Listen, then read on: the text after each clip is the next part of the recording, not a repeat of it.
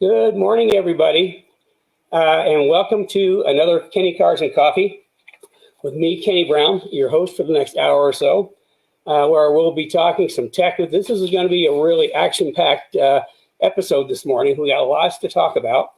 In fact, we got lots to talk about. A few things came up last week that we put on top of this week, so it's going to be like an extra bonus for you today because we've got on the schedule. Okay, we had some questions about improving traction and forward bite, what that's all about. So I'll do a little overview of what forward traction is about and what anti-squat's about.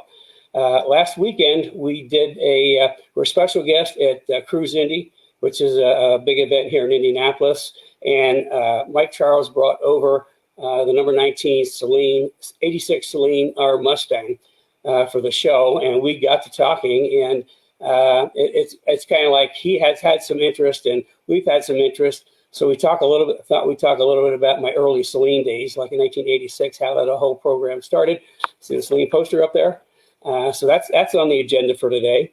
We're going to touch on, we did the K-Link preview last week, great reviews. Speed Therapy Academy, another Speed Therapy Academy is coming up.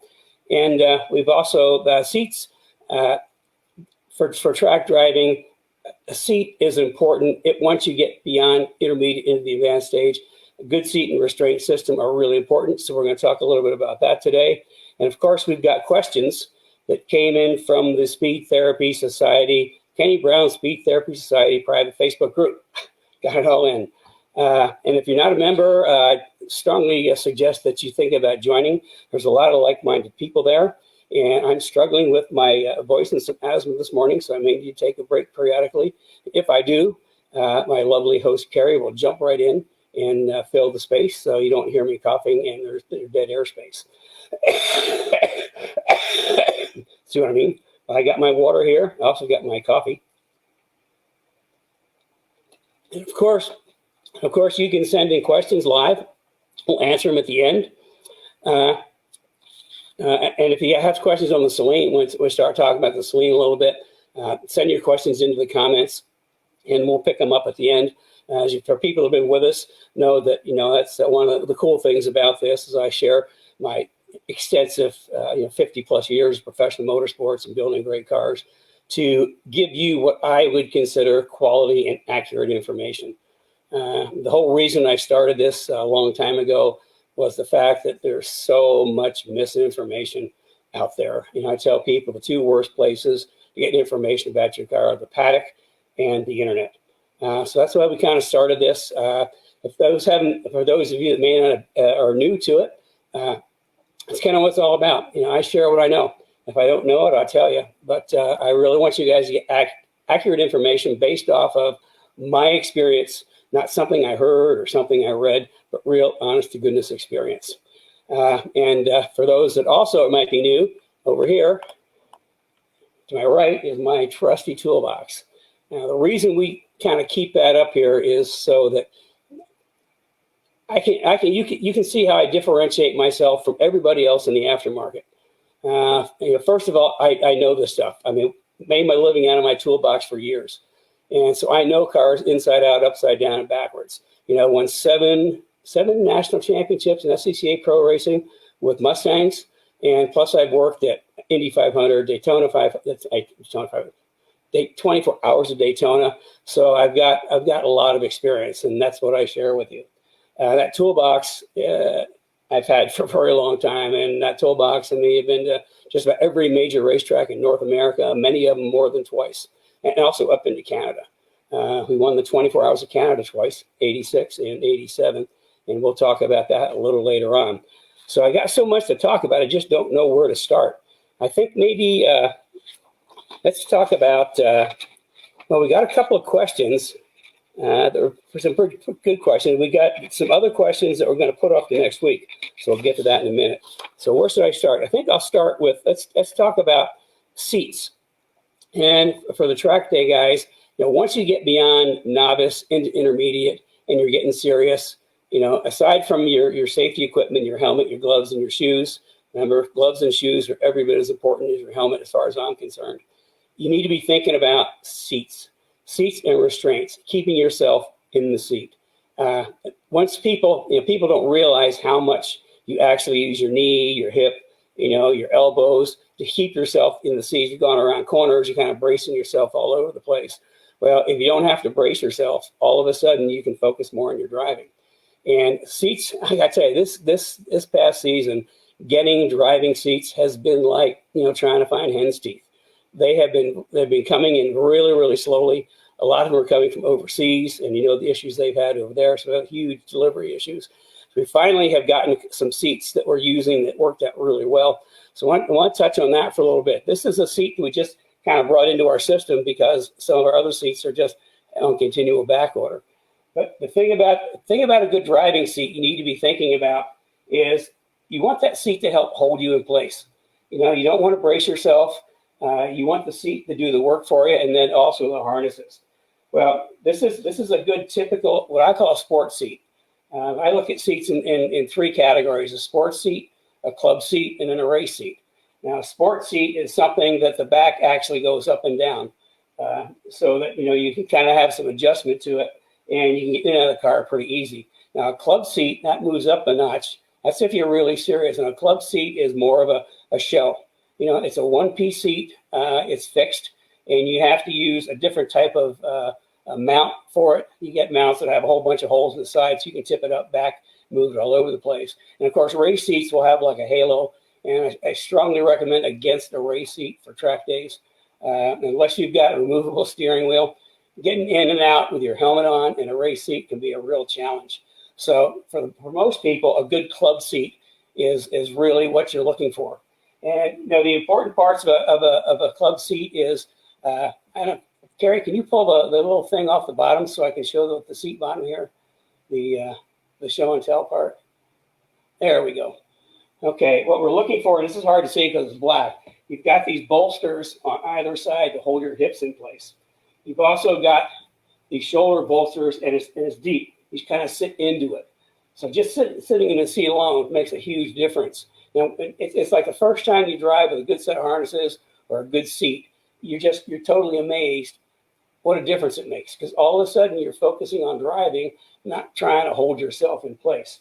Now, this is kind of a high-level restraint system, and we got from our good friends at Impact, we've been carrying for our advanced people. And this is a 6-point restraint system: the 2 shoulders, the 2 laps, and the double crotch belt. A lot of people call this an anti-submarine belt. They think that the reason for that is so you don't slide underneath it with an impact. Well, that's not the case. And we had in the Speed Therapy Academy, we had a master class on restraints, and Ben O'Connor from Impact came in and talked to us about the structure of a seat belt, how they're designed, how it's supposed to work, how you're supposed to have them in the car. And this has more to do with keeping the lap belt right across the center above your hips, so that it doesn't move around. It keeps that in place. So, and this is, if you're doing any kind of belt like this, I always go for the cam lock. This is hard to see because it's black. Everything disappears in black. But cam lock is just one simple click, and everything comes apart. Okay, now we also have for track day people what I call a rally harness. That it's actually a 4-point, and instead of having all the pieces that plug in, it just hooks together like a regular seat belt. And that, for just normal track day, that's a good combination too. So we finally got these seats. It's an interesting part. These come from the UK, and we had them originally. They came in, but they had the wrong seat bottoms on it. There was no hole in the seat bottom for the submarine for the crotch strap. So they had to. It was a big mistake. So we just got the seat bottoms in, I think, Thursday. So we put it together, and I thought I'd show it to you. But I'm really happy with the seat. It's good material. It's really strong, really, really comfortable. And if you're looking for a decent seat for your track day car, or even for the street, you don't have to be on track to enjoy a really good seat. Now, I know some of the new Mustangs come with Recaros, which are great. But if your car doesn't come with Recaros, this is a pretty good option, because even driving around town, even on a long trip, it becomes very, very comfortable. So that's kind of a little bit on seats and harness belts. And like I say, in the academy, we do a whole evening is dedicated to restraints and how they all work. And of course, what I don't have here that we also highly recommend once you get beyond novice is a Hans device or head and neck shoulder restraint.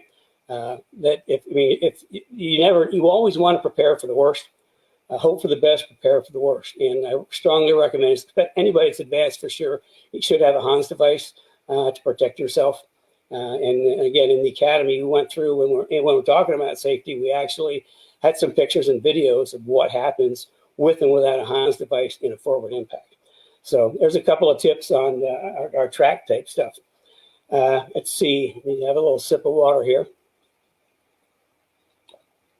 I think before we talk about going to the early Saleen days, we've had a couple people inquire about like forward bite. They don't understand what, why Mustangs don't hook up, why they spin their tires.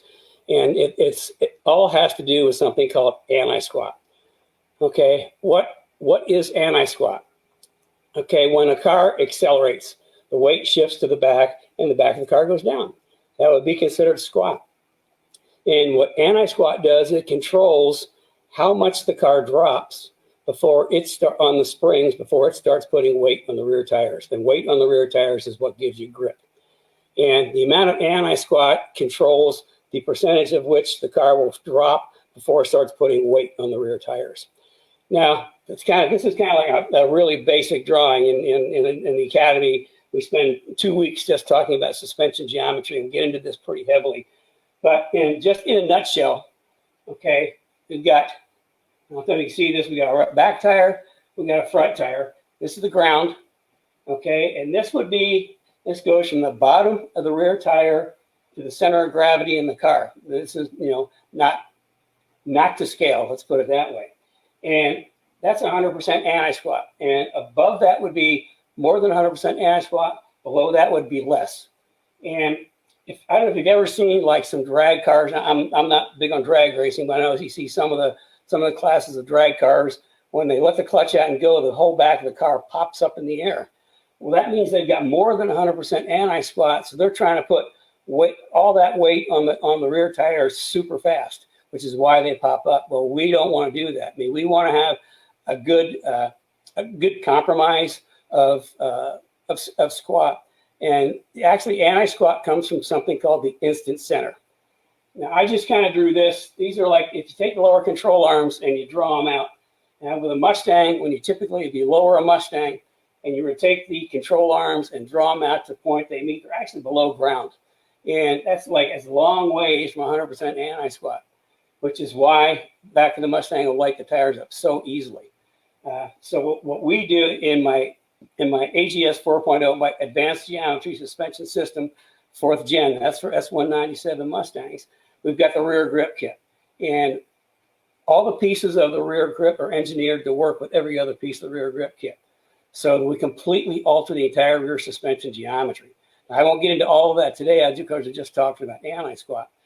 But that's why my suspension has 3 components: the rear grip kit, front grip kit, and springs and shocks. And the reason I do that, because it's a system, it's an engineered system. All the components are engineered collectively to work as a unit to improve handling. And in this case, we're just going to talk about squat or forward bite. So if you, what you really want to do is you don't want your instant center. And that's the point of conversion of those 2 control arms. You don't want it below ground. You want it somewhere up in this range. So it's a matter of changing the angle of the lower control arms to come up and down. I'm not going to tell you exactly where my instant center is, because it's something that we worked at for years and years. Like I say, this is the 4th generation. But the way I affect the instant center and the anti-squat are two simple pieces in AGS 4.0. Axle brackets, which actually lowers the rear pickup point of the lower control arm. And this is my axle bracket. I know you've seen axle brackets out there that are big and clunky. They got a big bar that comes up the back. They got a gazillion holes. With mine, it's like 1 hole. I've done all the research. I've done all the engineering and development, and I set the instant center to where it's going to work best. So there's only 1 hole. So there's nothing to mess with. You just put it up. And something interesting about the axle brackets is you see them everywhere now. We were the first people to bring axle brackets to the market. I'm thinking somewhere around 1990, 89, 90, 91, somewhere in there. And they've been copied by just about everybody. So another first by me that's been copied. And the other part of that is our upper control arm module. And I say module because it's not, you can't buy just a control arm. This is a kit. It's a module because the control arm is longer than factory and the pickup point has been moved so that I get the instant center I'm looking for to get the right amount of anti-squat I'm looking for. And the thing about this is you notice that the control arm is actually curved. I think just about every other upper control arm you'll see out there is straight. The reason it's curved is if you got a lowered car and you hit a big bump and you got a straight upper control arm, it's going to crash into the tunnel. So I don't know why other people haven't picked up on that, but we've been doing that ever since we came out with this in 2005, I believe. So that's just a real quick overview on forward bite. It all has to do with anti-squat, and anti-squat has to do with the instant center. And you get the right amount of anti-squat and the car hooks up and goes. That's only one element to AGS 4.0. I think we talked about that. In fact, last week we did a kind of another introduction on my newest suspension, the AGS 4.5, which is the absolute, and I mean absolute best rear suspension available for an S197 Mustang, period. And those that saw the presentation will understand why. I think we're actually, because we still have a lot of interest in that, I think they're going to put a link up so you can still watch the presentation for a few more days, and have the opportunity to purchase 4.5, which features the K-Link, which is my new rear suspension, which is patent pending, I might point out. I've got years and years and years in developing this rear suspension, and a huge amount of investment and time, which is why we decided to patent it, because it is totally unique. In fact, it's patent pending right now. The full patent application will be filed this week, actually. So it's anybody that wants to try to copy it, don't. Our patent attorney was very, very thorough in writing this patent application, so that we're heavily protected, because this is, how good is it? That's okay. David out in the West Coast went in his Boss 302S Mustang. Okay, Ford Racing Boss 302S, the race car. Went from there, the suspension that came on the car to my full AGS 4.5 Pro. That's the the 4.5 rear, 4.0 front grip kit, and the JRZ RS Pro double adjustable shocks or remote canisters. He at Sonoma, he took 8 seconds off of his best lap time. And we had a debrief that evening, and he made a couple of small shock adjustments. It took another 2 seconds off. We had Steve out in Oregon. When he went from the Boss Laguna Seca suspension to 4.0, he picked up 4 seconds. And when he upgraded to 4.5, he picked up another 4 seconds. So this suspension doesn't pick up tenths. I mean, it picks up seconds, and a lot of them. Another customer just last weekend or the weekend before, at I think Hastings, which is a really short flat track, he picked up 2.7 seconds, but he said the car was kind of like pushing out in the big sweeping corners. Well, if he'd have called me, I'd have told him to make 2 clicks of rebound adjustment in the front, and he'd have taken at least another 1.5 seconds off his lap time. So this thing is really cool. Like I say, a huge amount of work and investment, and because it's so complex, we're introducing him in lots. So lot 1 went out to just very close friends and family. Lot 2 went out to friends and family. This is lot 3 that's coming up right now. And again, this is not being introduced to the general public. This is just kind of like our group that has the first opportunity to get this. So look for that coming up there. And so, okay, I should probably, I hear a voice. Yes. First of all, on the K-Link, there should be a link if you want to receive the replay. What Kenny presented was pretty awesome. So if you have an S197, I recommend clicking on the link in the comments and registering so you get the replay. You'll have availability to it through August 3rd. Also, Kenny, what time is it? If you're just joining us. Oh, yeah. So, well, Carrie's like she's had some health issues, so she comes at us from afar. She used to sit here and hold up signs for me all the time. So if you're just joining us, okay, I'm Kenny Brown. This is Cars and Coffee, and I'm glad you could join us this morning. We'll all spend an hour or so talking tech, answering your questions, and trying to share with you actual, like, real information based off of my 50 years in professional motorsports. And also, I just realized this morning when I was printing everything off, this is episode 70. I can't believe we're up to episode 70. And if you'd like to see some of the earlier episodes, all the episodes are in Kenny Brown Performance TV YouTube. We've got a YouTube channel, and all 70 episodes are in there. If you want to go back, there's an unbelievable amount of real accurate information. All the time we have people saying, I've never had this much information before. I've never had this kind of quality information before. And that's it. And this is the only place you're going to find it. So there, I got everything in, right? Okay. Well, let's see. What's So that? if you guys like what Kenny's presenting, why don't you give him some thumbs up and let him know how much you like it. So let's see some thumbs up there.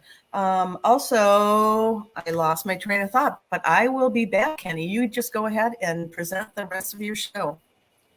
Okay, well, I guess a little note at the bottom says, coming up next, a blast from the past, the 86 Saleen season. Let me pull up my little PowerPoint here.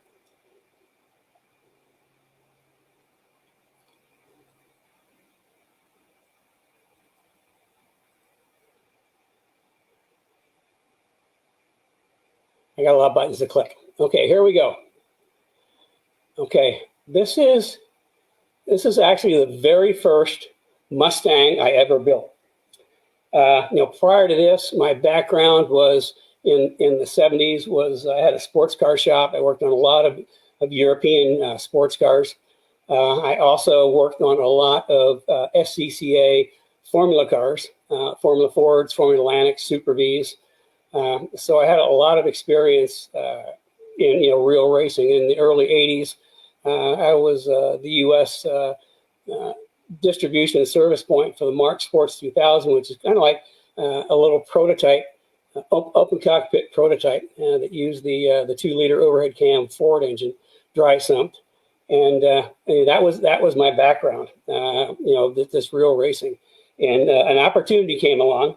I was working for a doctor friend of mine, putting his Jaguar cars together, and he also was a partnership part of a partnership in a Ford dealership, and he was out in California for a conference, and he had seen an article in a magazine about this guy that was building performance Mustangs that you could get through Ford dealers, and so he stopped and visited him, and after I spent a whole afternoon with Steve. And what came out of that was the fact that Steve had just gotten his Saleen Mustangs homologated for the SCCA Pro Endurance Racing Series. And he had the cars homologated. He had the car, but he was kind of like, where do I go from here? So long story short, Dr. Dan, my friend, came back and talked to me. I had a couple conversations with Steve on the phone. And this was like early in the season, so it's like right before the Long Beach Grand Prix. So I flew out and met with Steve. We put a deal together, we sent some money out to help build the first car and start the Saleen racing program in early '86. Now the first car was actually because it was like so close to the beginning of the season. The first race was back then it was called Sears Point. Now I think it's called Sonoma. That the first car was built at Fred's shop up in Sacramento because it was just real close to the track. Well, I went out and I took Rex, my sidekick, with me, and we built the first car in Fred's shop and did Sears Point, and then right after that was the Portland race. And we did so well. I mean, and to me, looking back, it was kind of a comedy of errors, but at the time we did really well. General Tire was impressed. And the car was shipped from California, from Fred's shop back to my shop, which at the time was in Omaha. And we picked up, and then we built a second car from scratch. And so, in essence, this is the very first Mustang I ever built. And I have to put a big shout out and thanks to Steve for putting this program together and letting me participate. Because from that's kind of like, it's changed my entire career path from pure racing into racing plus aftermarket performance street cars plus racing Mustangs. So that's how it all started. And then we built the first car, and I think the first race after that was 24 hours of Nelson Ledges. And it's like, it was only like Rex and I at the time building the car. And by the time we got the Nelson Ledges, we were beyond exhausted. It was like 18, 20-hour days for weeks on end. But we made it. We didn't do that great in the first race.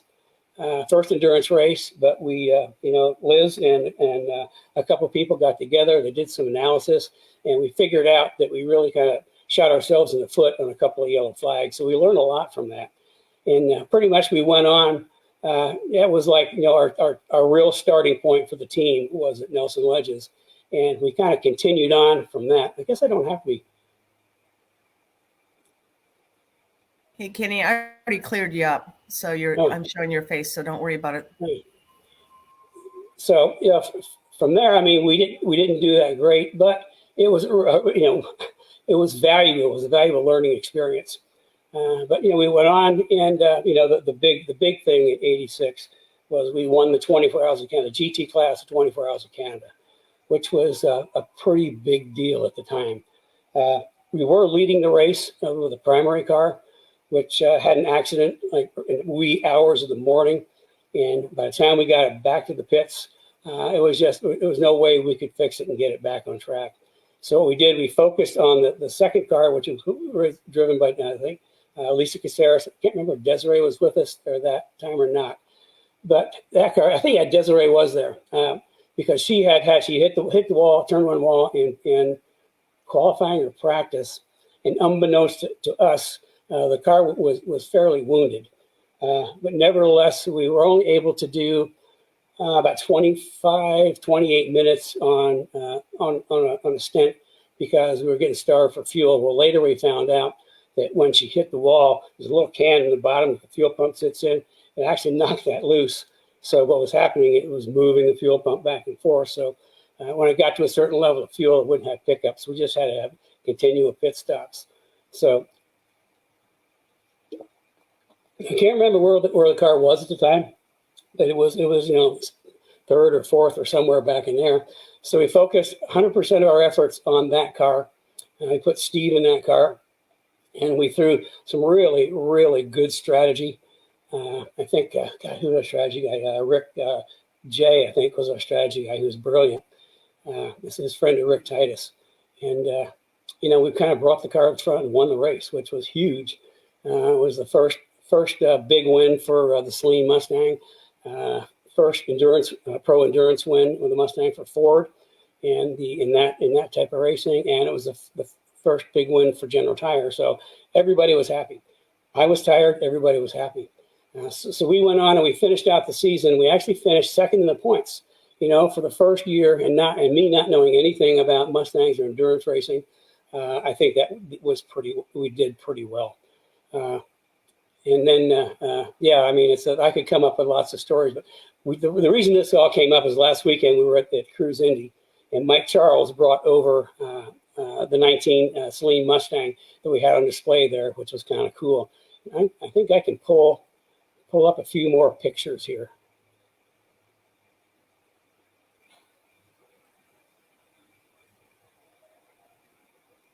Click all the right buttons.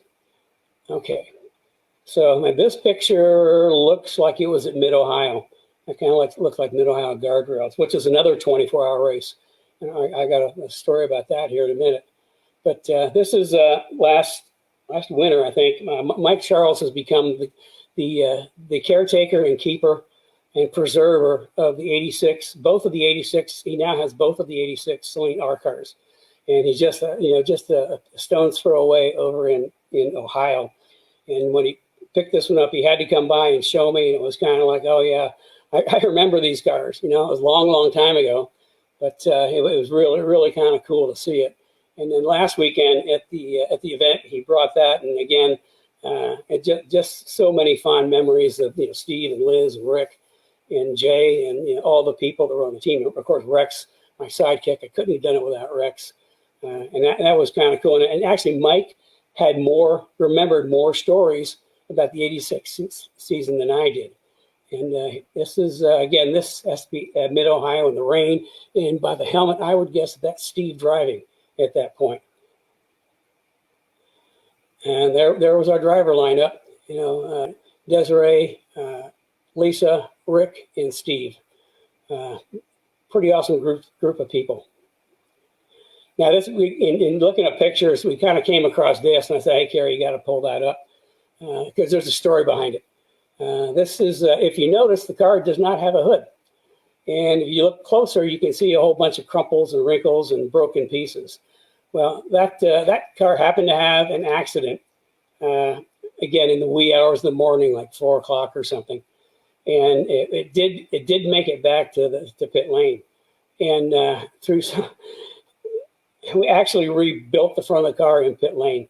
We borrowed somebody's porta-power, and we actually used a porta-power to straighten out the nose of the car.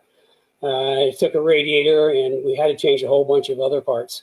But it was the interesting thing is after straightening the pit line. I mean, I lined it by looking at it. We didn't have time to do an alignment. I just kind of looked at both tires and adjusted them where I thought they should be, and we sent it out. And the irony is that after that accident in this shape, the car turns at as fastest laps of the race. So that's why I had to throw that up there, because that was kind of, it's like, you have to scratch your head and figure, what? Okay, and this is our '86 team. I mean, that's pretty much it. There's, of course, I'm the guy with all the hair. And believe it or not, I had that much hair back then. There's Rex, my sidekick. Of course, Steve, Liz, Lisa, Rick, Kim. Let's see, a lot of these people. Oh, there's my late son, Paul, who a lot of you have probably known or know of. He, after winning the Pirelli World Challenge GTS Championship in 2011, unfortunately, he succumbed to melanoma cancer in 2012, and we lost him at the peak of his career. But this is kind of a cool picture. I mean, this is a fledgling team that went on to do really, really great things, kind of like all steered by Steve and myself. And proof of concept. I think this was an article after we won the 24 Hours of Canada. I think. And notice the CB radio. We had CB radios back then. I mean, this is back in '86. Things weren't all that sophisticated, and they hardly worked any of the time, but we had them anyway. And of course, here's another front page of Mustangs Illustrated after we won 24 Hours of Canada, which was back then. It was a huge deal for everybody. Let's see what. Oh, I guess that's all the pictures. I thought Carrie was going to put in the standings for that season, but looks like we didn't make it. Anyway, what we did, we actually finished second in the standings in the GT class, which was, for our first year, I thought that was pretty cool. And it was, I mean, it was a great time. I really, it was incredibly hard work. And anytime you're for a full-time professional race team, I mean, you're looking at the whole Saleen program. We were, a short day would be 14 hours. We were typically 16 to 18 hours days during the season. There's so much work to do. But, thanks to Steve and his foresight and me working my tail off, we achieved great things. '87, we came back and pretty much dominated the GT class. We walked away with all 4 national championships in one season, which is a pretty big feat. But that's after we had to completely re-engineer the cars, because the '86 cars were, I got to tell you, they were terrible race cars. I mean, the strength of the Mustang was its incredible robustness and durability. Okay, the cars were so strong and so robust, we could run them absolutely as hard as they would go for 24 hours with very, very few problems. Where we were racing against Porsche and some other cars, and if you run them in the 944s, I think, back then, and if you really run them as hard as they go, that was the only way we could compete with them, just run hard. We had really good motors. we had terrible brakes. I mean, terrible brakes. The front brakes were discs about this big, and the back were drums. We had to do a lot of brake changes. I thought, well, I'm going to be really clever. A friend of mine worked on some Daytona 24-hour teams, and he got me a set of brake pads off of the 962 Porsche endurance pads, which actually we cut them off and we put them onto a Mustang backing plate, and they would actually go the full race without the pads having to be changed. Unfortunately, we had to change rotors 3 times because it just ate through the rotors. But the other bad thing is with the drum brakes in the back. About every I can't remember now, second or third pit stop for tires and fuel, I'd have to slide under the back of the car with my little tool, and I have to adjust the rear brakes up. Otherwise, it would have no brake pedal. And I think that the thing that in the 24 Hours of Canada, I think the one thing, if there's anything I can point to aside from everybody working really hard that helped us win that race, is in the middle of the night, Desiree was in the car, and she was just in. She weren't changing drivers. She was just getting tires and fuel, and she was in the pit. She was in, and the car was jacked up, and I was under the back adjusting the brakes. And the team in front of us, we were pretty novice that year, but we worked hard at being organized and really had our stuff together.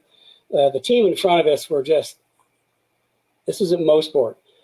Total amateurs. It was like, I don't know if you're old enough, and you guys are old enough to remember the Keystone Cop. They just run around in circles, just like crazy, driving nuts. Well, at one point during the night, one of the drivers, completely consumed by the red mist, got his helmet on, he jumps in the car, he gets all buckled up, and he takes off with the fuel nozzle still in the car, pulled the entire fuel rig over into pit lane. As soon as I saw that, I just yelled, "Get her out of here." And she tiptoed through a huge pool of gas and got beyond that just as they closed the pit and wouldn't let anybody move. So she just barely got out of the pits in time because pit lane was closed for I don't know how many laps. But fortunately, we got enough gas in Desiree that she was able to, the full course yellow went for a long time, and the pits were closed for a long time. If we hadn't got her out when we did, she'd have been stuck there, and I think we probably would have finished second rather than first. So that's kind of one of those little things that you look back and you go, "Oh my gosh, that was so close to disaster." So I'm sure Mike's out there, maybe out there somewhere, and he'll probably have a story or two. Actually, Kenny, I have a couple. Just a comment, since you're on the sleeves right now, I'll just ask you. James White asked, what was the rear suspension setup on the 86 cars? He's coming from the Speed Therapy Society Facebook group. It was a stock Fox.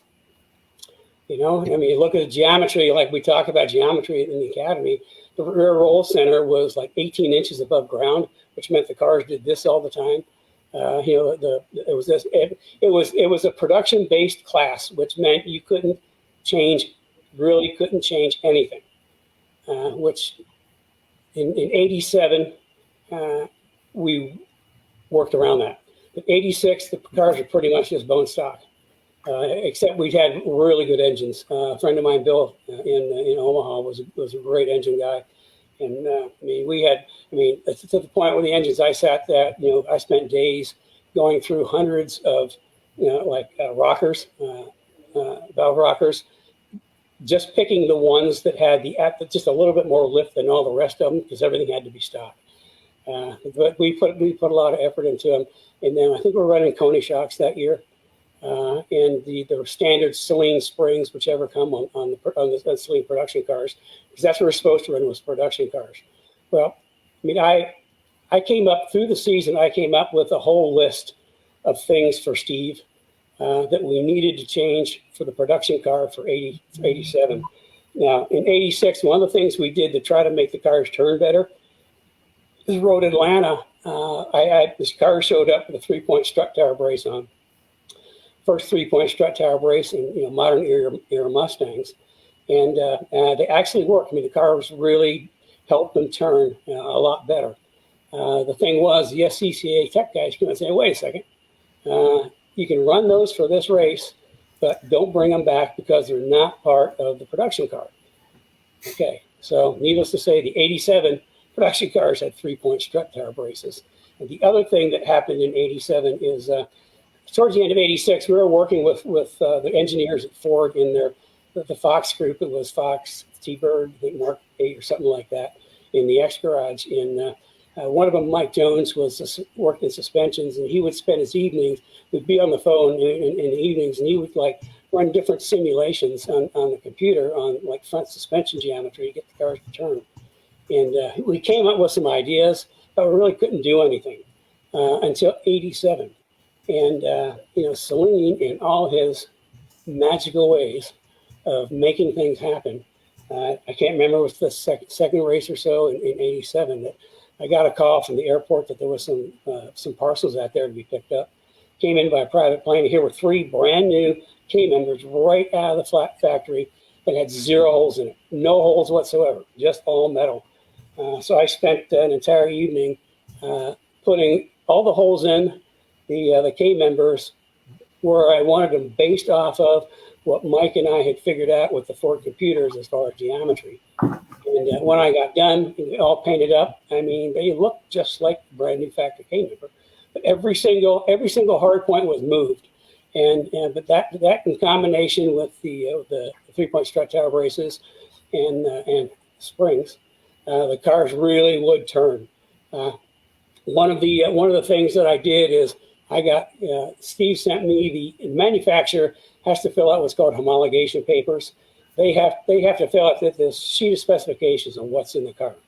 So for 87, they sent me the homologation papers to be filled out. And I won't go into all of it. There's just some things, the way I listed them gave us some room to make things happen. One of them was on the springs. For the springs, the only specification for spring they had was the free length and the wire size. Okay, that was it. Free length and wire size. I had 3 different sets of springs wound at different coils that I had 3 different spring rates, all that met the specifications for height and wire size, which is another little trick. I mean, the 87 cars were really good. And I think one day, Rex and my son Paul kind of maybe accidentally moved some of the pickup points in the rear suspension. I'm not sure that, I didn't see that, so I have plausible deniability. But we made the 87 cars work. So yeah, stock suspension 86, 87, we came a long ways in making them a lot better. But I can tell you, 86 cars were not good race cars. They were durable as hell. You just run the piss out of them all day and all night, but they're not particularly good at racing. In fact, the best way to slow a Mustang down was just pull up behind the Corvette and rest on the back bumper and wait for them to slow down. So, okay, I probably should move on. Well, actually, I thought I'd ask just one more thing. Mike texted me and said, "Hey, can you tell a little story about the Hertz? Is it Hertz rent-a-cars? What you did with the rent-a-cars?" We did back then. Budget was always a problem. So any of the races that we did, anybody that flew in had to rent a Mustang. So we'd have parts cars, which really came in handy more than once. Yeah. You talk about, it's parts department on wheels. So more than once we had to go to our rental cars to sort of borrow a few parts to make it through the race, which we did more than once. So that was kind of like our, we had every race we had a new parts department, so to speak. So you got to do what you got to do. It's all about winning. Okay, we have one more question right now on the Saleen, and please, if you have any other Saleen questions or any comments, just add them to the chat. The next section Kenny's going to be going over is from the private Speed Therapy Facebook group. That's his own Facebook group, and in there every week he asks a question what people want to talk about, and so the next section he'll be answering questions from that. Because the thing is, I talk about what you guys want to learn about. We take the questions that come in through the Speed Therapy, Kenny Brown Speed Therapy Society private Facebook group. Got it all in.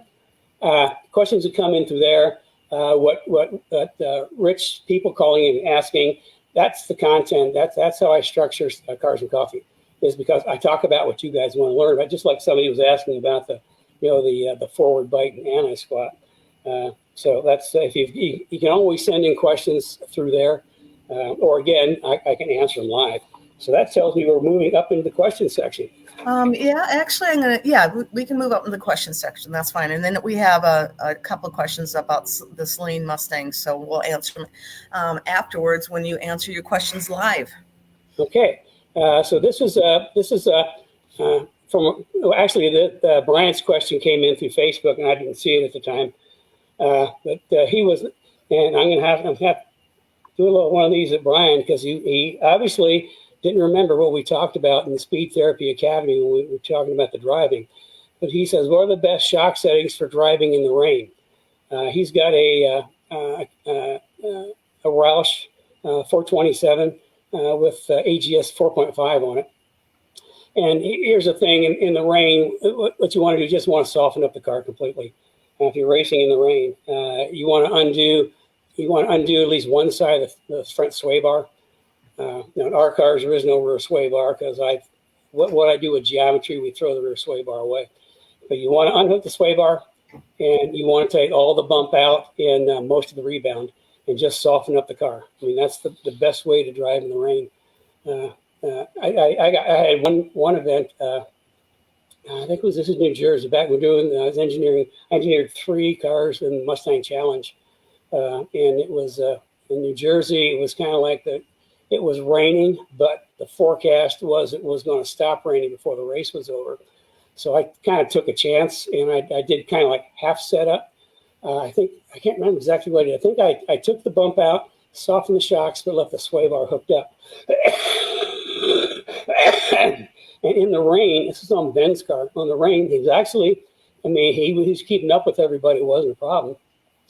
But as soon as it started to dry out, he actually started, going forward because I had sort of like a halfway setup.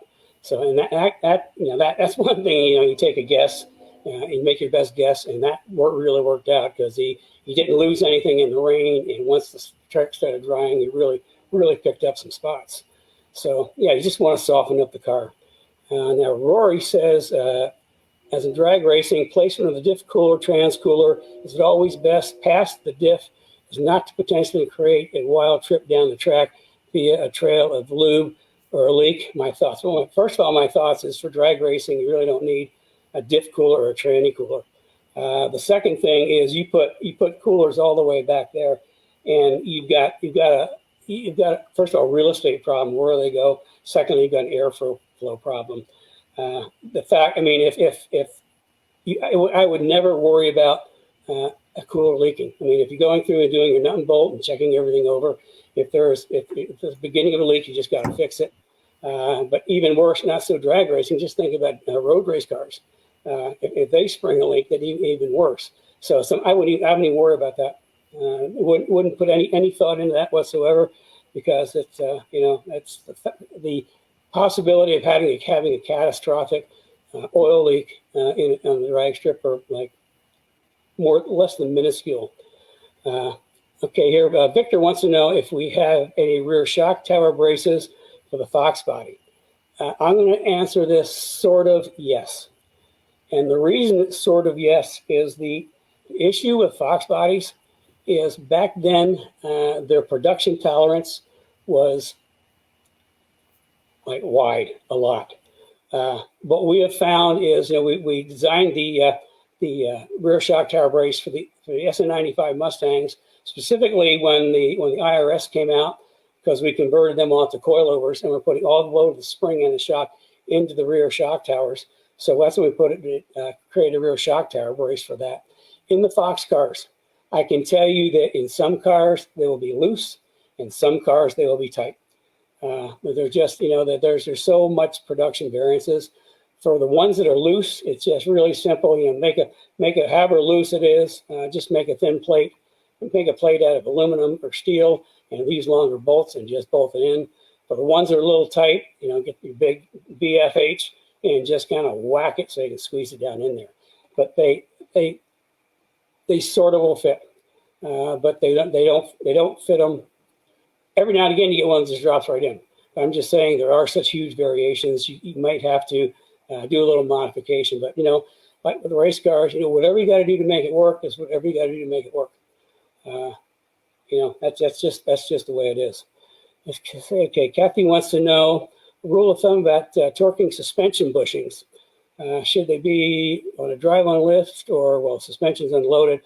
Here's the thing: with anytime you take a control arm off and putting your bushing or putting it back on, you always want to tighten or torque those bolts when the car is at ride height. Okay, if you've got like rubber bushings, and say the car's up on lift and wheels are hanging down, and you tighten them up, what's going to happen is that's going to lock that in place. So when actually you put the car down, it's going to come up, it's going to preload. The rubber's going to twist and going to be preloaded. It's going to add some spring rate, which is never a bad thing in a Mustang. But more importantly, because the bushings preload, it's going to wear out like really fast. And the same thing, even with urethane bushings. Remember, urethane bushings, if you've been with me before, only work up and down. You never want to do urethane bushings on rear control arms to twist because they'll bind and the back of the car will get loose. Anything just move straight up and down like front bushings are good for urethane. Even with those, you want to make sure the car is at ride height when you tighten everything up. So that takes care of that. And now, Roger, setting up my new adjustable sway bar. What do I need to know about adjustable end links, preloading the bar, installation tips, etc.? Well, the first thing is you never, ever, ever want to preload a front sway bar. The reason we have adjustable sway bar end links is so that when the car's at ride height, you can take the end link and it needs to be slide right into the hole, whether it's a sway bar or the control arm with zero preload.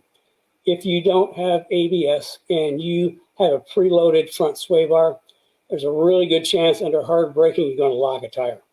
That's the last thing you want to do. So sway bars should have zero preload on them whatsoever. And that's why we have the adjustable end links, so you can adjust it so it just drops in the hole without any effort. And the other thing with sway bars, you always want to be sure that you use the really good, this is for like aftermarket sway bar and urethane. You always want to use the specific urethane grease for urethane sway bars. And you don't want to like smear tons of it in there. You just want a good surface. And anything that squeezes out, you want to wipe it off. Just simply because it's petroleum based and it'll collect dust, and the dust will migrate in and turn to sandpaper. Which means if you hear a sway bar bushing squeak, take them apart, clean them out, get all the junk out of it, re-lube and put them back in. I look at urethane bushes as a maintenance piece because you continually have to clean them and make sure you have fresh grease in there. So I think now going down the list, now Omar has a question about torsions and rear gears in his GT500. And also we had another question about choosing the right gear ratio, rear gear for 5 and 6 speed transmissions. I think because we've got so much this week, I think we'll put that off to next week. So that'll be one of the subjects for next week. We'll talk about rear gears in a car. So I think I got through the questions. What's left on my, what haven't I covered yet? Saleen, private, seats, questions. The speed therapy, I mentioned Speed Therapy Academy coming up a couple times. This will be the 3rd Speed Therapy Academy. And if you get value out of what I talk about on Saturday mornings, or even in some of the workshops I do, but you really, really want to learn more, I highly recommend the Speed Therapy Academy. It's a 16-week course, 2 nights a week. It's Zoom, so everybody, we talk back and forth. And I really take all the subjects I talk about, especially the 5 secrets, chassis, suspension, wheel, tires, brakes. We take each one of them, break them down, go deep, take like an entire evening just on shock absorbers. We tend to spend, I think, 2 weeks on suspensions, 2 weeks in aerodynamics, 2 weeks on setting up a car and driving at the track. So, I mean, there's a lot that goes into that. You really want to learn, but the whole objective is when you come through the Speed Therapy Academy, you have a complete, total understanding of how the car works. How the car works, how all the systems work, how they relate together, how you can adjust the car to make it work better, and also how to drive. The last 2 weeks, I think, we put into driving, and we actually do some virtual online driving coaching. So, I mean, if you really, really want to learn how to do all this, it's sign up for the Academy. And you get a nifty little notebook, and the reason for that is each week there's a PowerPoint, and there's like a notebook and paper so you can make notes. But you can also go back and the PowerPoint. The entire episode actually lives in the resource section, so you can go back and watch it again and again, because we have guys that say that, you know, I go back and watch it the second and third time. It's like, you know, how did I miss that? How did I miss that? So, I mean, it's an amazing resource. You really learn a lot. And Brian obviously forgot or didn't check his notes on rain driving, because we did talk about softening up the car. I went a little more detailed than I did right now, but that's kind of like the general gist. And then let's see, I think, Carrie, I've gone down my list. Well, I think you have two. One thing we forgot to mention is that some of the happenings around Kenny Brown is the big article on the K-Link in Mustang Hub. Is that out yet? Do you know? I don't know. I haven't seen it yet, but Mark Houlihan is in the audience. Woo, woo. So, Mark, can you comment? I think you're close to the situation. Can you comment if it's out yet? We haven't seen a copy of it yet, but it's supposed to be out this month. So that should be pretty interesting. And again, if you want to find out more about the K-Link, you can register for Kenny's to get the replay from his live event. The registration link should be in the comments. We're taking questions now, and if you have any questions on the Saleen car, any questions that you want to ask Kenny, just put them in the comments and he will answer your questions live. Another thing that we offer is he has a 15-minute consult. So if you're interested in signing up and talking to him one-on-one on one of your issues you're having with the car, or a build plan, how you want to put your car together, sign up for one of those 15-minute consults, free consults with him, and he will spend so as well worth the price of admission, right, Kenny? Yeah, free. So anyway, that's what, a lot of times we'll get questions like on Saturday that are just a little more complex and need just a quick answer. Like I say, you can sign up for a 15-minute consult where I'll spend some time with you so we can answer your questions in a little more detail. Or if you got setup questions, parts questions, the car is not working right questions, sign up. I'll be happy to talk to you. And if I can answer your question, I will. And if I don't know the answer, I got an engineering brain. I have no idea how to BS. So all you're going to get is real information. If I know it, I'll tell you. If I don't, I'll tell you that too.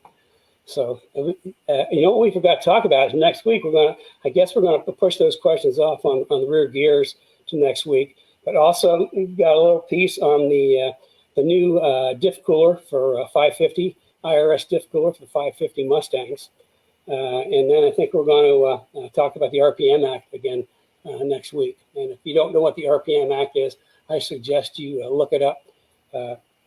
It's the EPA is kind of like out of control, and the RPM Act is enthusiasts and people putting pressure on the EPA. Basically, they want to prevent anybody from turning a street car into a race car.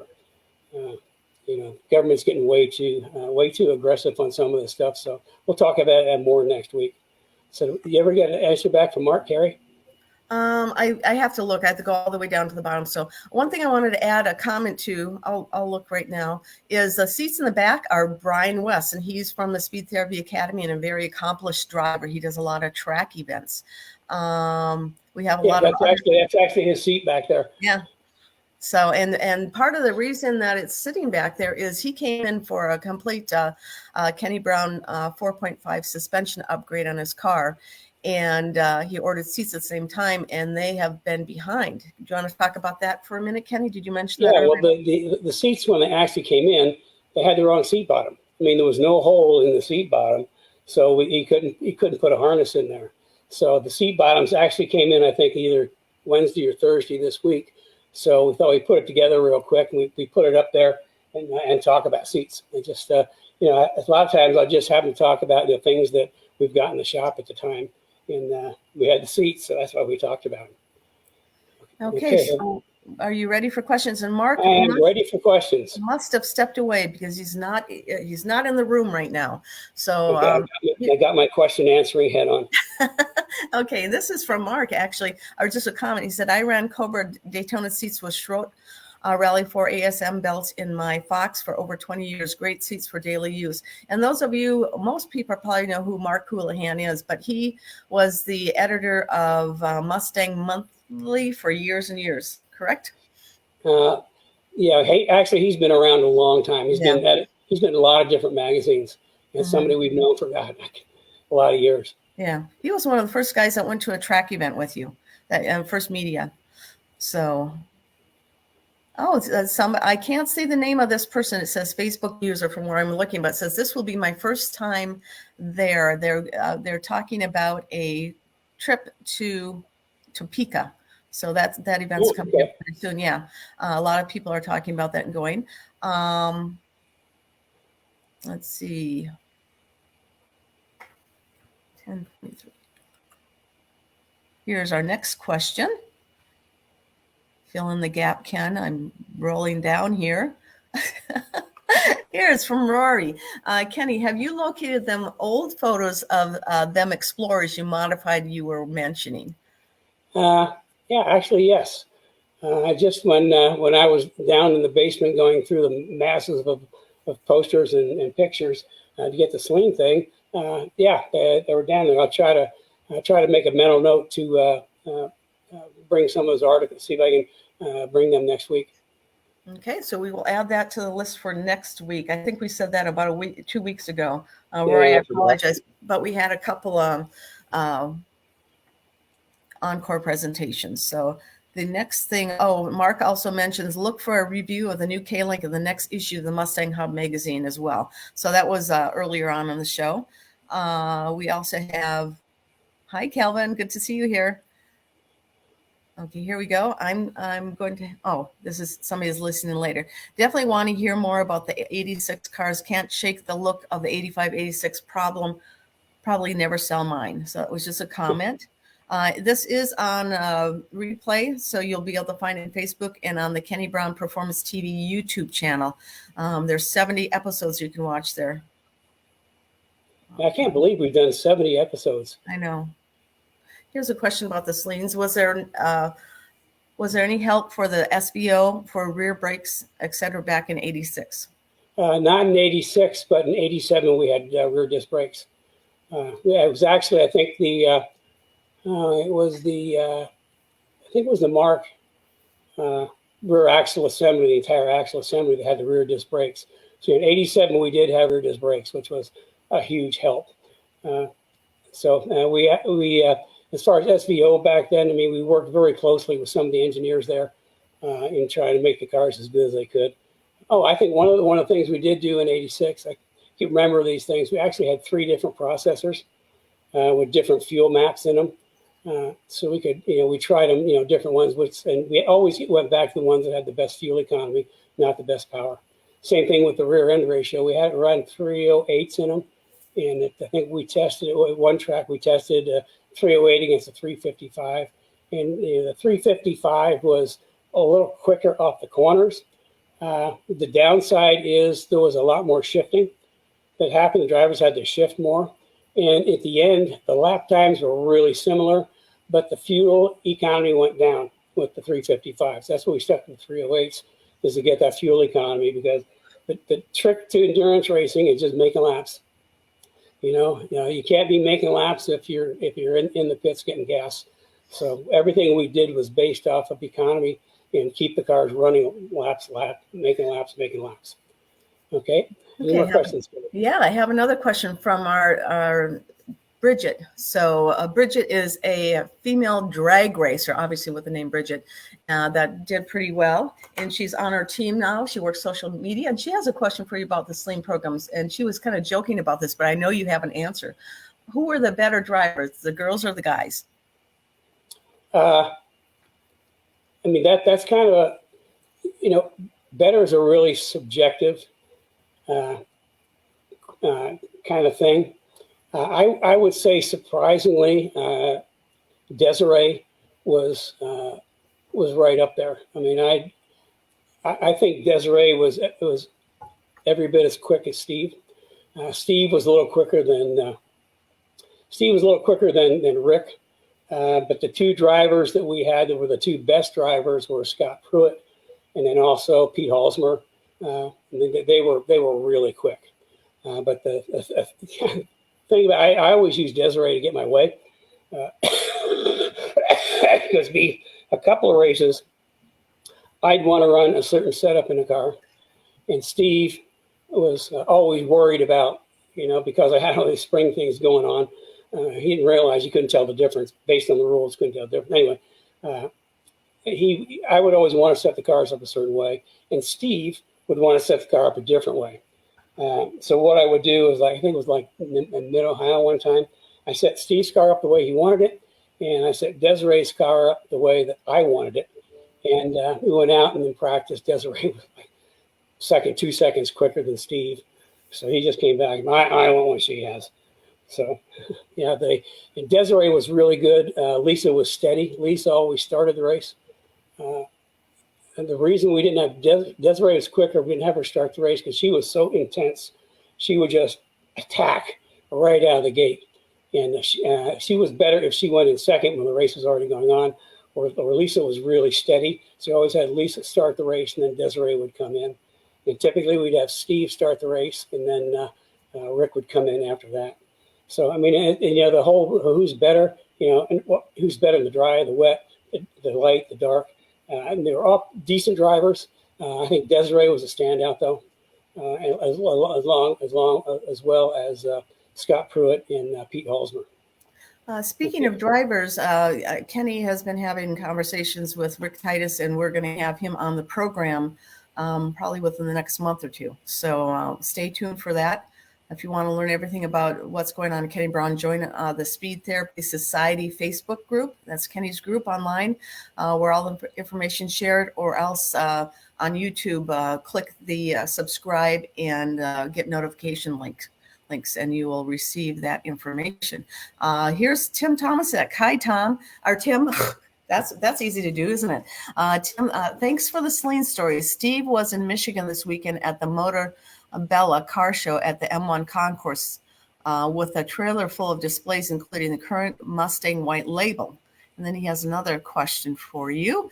Saleen has branded his suspension as Racecraft suspension in his S197 conversions. Any KBDNA in the Racecraft? I really don't know. I mean, like my stint with Steve was 86 and 87. And even back then, they were called Racecraft suspensions. But there's been so many people in the program and so many different things that I have no idea. I would guess that most of what I did was sort of like secret, and much of that didn't really carry over, other than maybe the spring race. But I just don't have an answer for that. Even back then, they called it Racecraft suspension, and it's just it's a marketing name. For their suspension systems, and I couldn't even answer what's in it right now. So I just don't have a good idea. Okay, so we are doing last call and questions. We're already running 10 minutes late, Kenny. He usually does an hour show. You guys are getting your money's worth today. So if you have any other questions, this is last call for questions. Add them to the comments area. Here is J. Todd Anderson. What are the best street performance tires for a 92 Cobra 17x9 wheel 88 Mustang? It's kind of like a really big open question. This day and age, there are so many good tires out there. It depends on really what you're looking for. What I use, the type of tires that I use that we've had good luck with is for like a street tire. A really good street tire, the summer tire that you can take to the track, is the Michelin Pilot Sport, I think S4 or 4S. That's a pretty nice tire.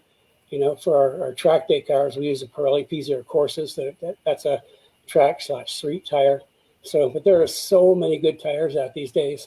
I mean, and even there's like these categories that have opened up in recent years, like the 100 tread brake, rate, 200 tread wear rate.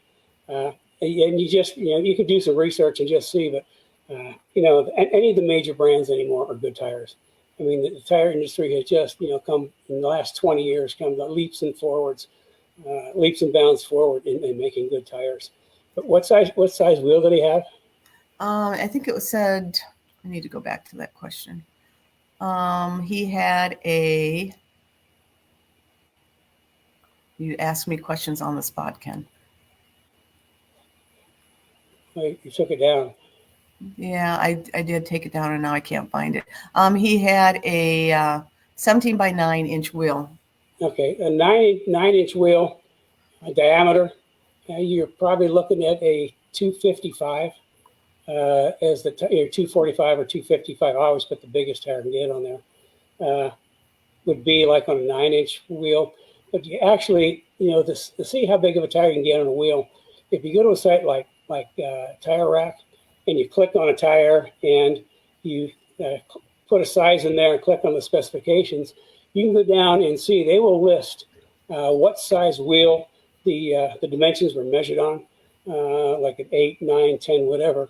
And then they'll also give a range of wheel sizes for a tire, like from 8.5 to 9.5. So, I mean, you can always figure out what's the widest tire you can get on a 9-inch wheel by going to something like that. But I think for a 9-inch wheel, about 255, 255/35, I think would be a good tire for that. Some 265s might fit. And for you go to a 275, though, you would need a 9.5. So, but yeah, just, you can, like I say, there's great tires out there anymore. Back when we did the Saleen cars, and the choice of tires were pretty slim. So, okay, any more questions, Gary? No, we just have one comment from Jeffrey Williams. I have used Kenny Brown products over the years in my Fox body and love the products. Well, we appreciate that. I mean, I thoroughly think that, we've got the best products out there for a couple of reasons. Number one, my massive amount of experience. And secondly, the fact that I put so much effort into actually engineering and developing this stuff. And, we don't bring stuff to market unless it's ready. Unlike a lot of people that just manufacture parts to manufacture parts. They try to sell you something. That's not what our program's about. And just like this K-Link, the K-Link that we introduced has been in the works since the late 90s, okay? And we spent over 2 years of hard competition on track testing to kind of prove the durability out. So, like I say, I mean, my stuff is so different. I mean, if you look around the aftermarket, I mean, my stuff's completely different than everybody else. And I think that has to do with, what I've been doing all my life and the fact that I put so much effort into the engineering part of it. Okay, I appreciate the comment, though. It's just like, I really enjoyed the Fox days. We introduced so many products in the Fox cars that we were first to market with that now are kind of like standard. Everybody's copied them, and it's kind of like a chuckle. We should just do a full list sometimes of things we were first to market with that everybody's copied. Okay, so here we go. Next week's tech topic is how to choose the right gear ratio for a 5-speed and a 6-speed, and also how to choose the right gear ratio for different size tires. And for the show and tell segment, we are going to be doing, Kenny's going to be showing his new IRS rear differential cooler for S550s and the universal kit for the SN95 IRS. Okay. So. Well, if there's no more questions, I made it through without too much coughing today. I'm pretty happy with myself. Woohoo! So, yeah, it's been a miserable, wet, damp morning, which always has a tendency to aggravate my asthma a little bit. But, okay, so I apologize for not being very clever with my drawing. In fact, I was trying to get ready for this. I had spent so many times trying to do a straight line, I just gave up and put pinstripe tape on there because I couldn't draw a straight line. So, but anyway, if you really want to learn about geometry, sign up for the academy because I teach you things that you're not going to find anywhere else. You also learn how I develop my geometry, and you learn some secret stuff that you're not supposed to tell anybody else. So, with that, okay, I guess we can pretty much wrap it up for the day. Listen, I appreciate everybody showing up. I hope you learned something. And that's the whole idea behind this, is to share with you what I know, and not just stay away from the internet and the paddock. Two worst places to get information. It's like it every time. So anyway, listen, I really appreciate you showing up. Thank you for coming, putting up with me. I hope you learned something, and be sure to join us next week. And if you want to go back, check on some past episodes. Kenny Grant Performance TV, YouTube, all 70 of them there, plus a whole bunch of other tech videos. So again, thanks for joining us, and we will see you next week. Have a good rest of your weekend.